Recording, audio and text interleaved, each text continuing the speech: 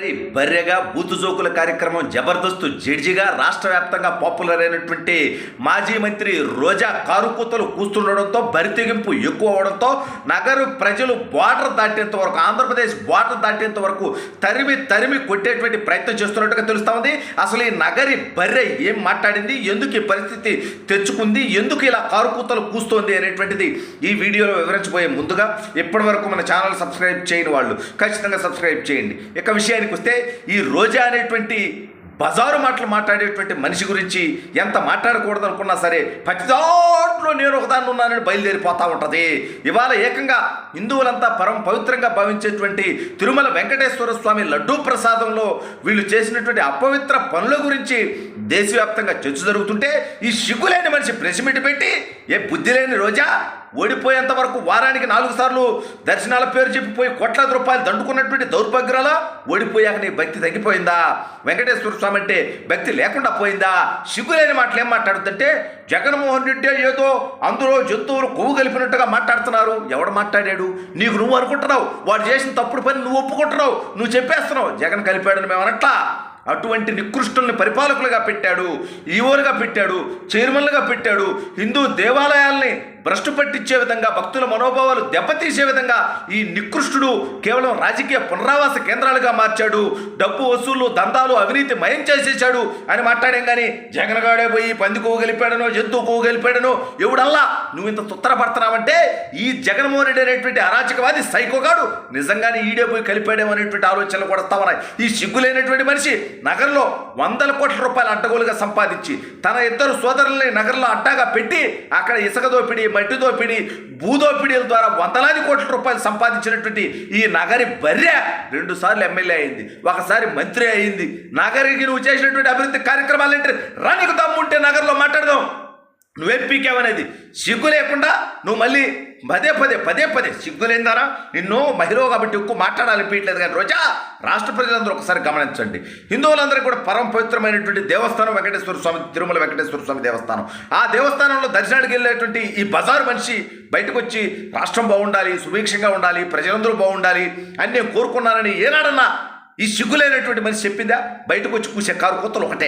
చంద్రబాబు అట్లా, లోకేష్ బాబు ఇట్లా, పవన్ కళ్యాణ్ అట్లా. సిగ్గులేందారా? తిరుమల కొండ మీద చంద్రబాబు గారి పేరు, లోకేష్ గారి పేరు, పవన్ కళ్యాణ్ గారి పేరు ఎందుకు వస్తుంది? బజారు మనిషి అని నేను అడుగుతున్నా ఇవాళ. ఎందుకంటే ఇంత కఠినంగా మాట్లాడాల్సి వస్తుందంటే మా అందరి మనోభావాలు సంవత్సరాలు దెబ్బతీసావు. బుద్ధి లేదారా? నువ్వు ఎంతమందిని తీసుకెళ్లి దర్శనాలు చేయించావు, ఎన్ని కోట్లు నువ్వు అడ్డగోలుగా దండుకున్నావు. ఇవాళ దాని మీద కూడా విచారం జరుగుతుంది. నువ్వు పెద్దిరెడ్డి గాడు, చెవిరెడ్డి గాడు, జగన్ రెడ్డి గాడు, వైవి సుబ్బారెడ్డి గాడు, కరుణాకర్ రెడ్డి గాడు, ఎందుకంటే వీళ్ళంతా కూడా తిరుమల పవిత్రతను దెబ్బతీసిన తర్వాత ఈ దౌర్భాగ్యులకు మనం ఎందుకు గౌరవిస్తామంటే నాకు అర్థం కావట్లేదు. సిగ్గు లేకుండా గాలి వదిలేసి నువ్వు ఇవాళ నీతి లేనటువంటి మాటలు మాట్లాడుతూ ఉన్నావు. నువ్వు నగరికి ఎన్నిసార్లు వచ్చావు ఓడిపోయిన తర్వాత? అంటే నీకు అధికారం ఇస్తేనే ఉంటావా?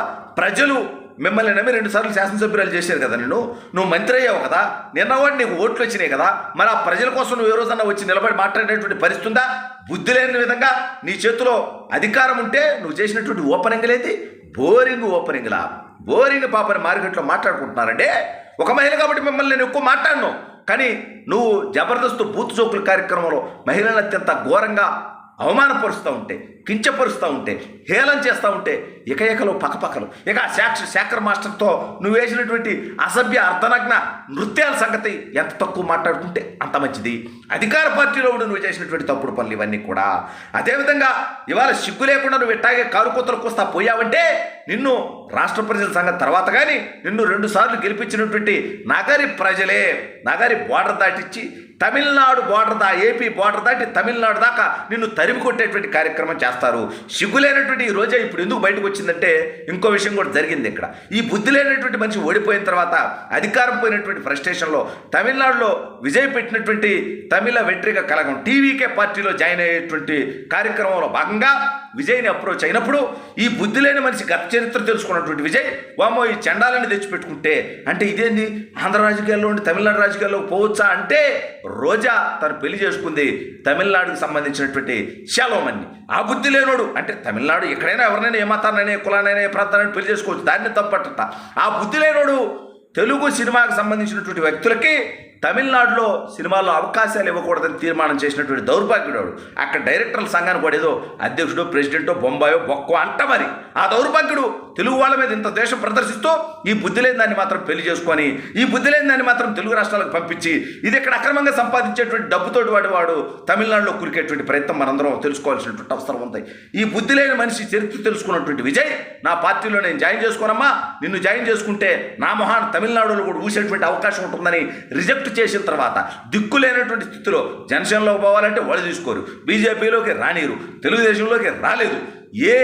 ఏ అవకాశము లేనటువంటి పరిస్థితుల్లో ఫ్రస్ట్రేషన్లో ఇరిటేషన్లో ఈ బుద్ధి లేని మనిషి మళ్ళీ ప్రెస్ మీట్లు పెట్టుకుంటూ లేకపోతే ఏపీకి కూడా రాకుండా అసలు ఆ వీడియో ఏడ తీసావు? సిగ్గు లేని మనిషి నువ్వు ఎక్కడో తమిళనాడులో కూర్చుంటావు, లేకపోతే ఇటలీలోనో పుట్టి డ్రెస్సులు వేసుకొని తిరుగుతూ ఉంటుంటావు. అక్కడి నుంచి నువ్వు ఒక వీడియో బయట రిలీజ్ చేసి తెలుగుదేశం ప్రభుత్వాన్ని చిల్లర మాటలు మాట్లాడేటువంటి ప్రయత్నం చేస్తే ప్రజలే నీకు బుద్ధి చెప్తారు.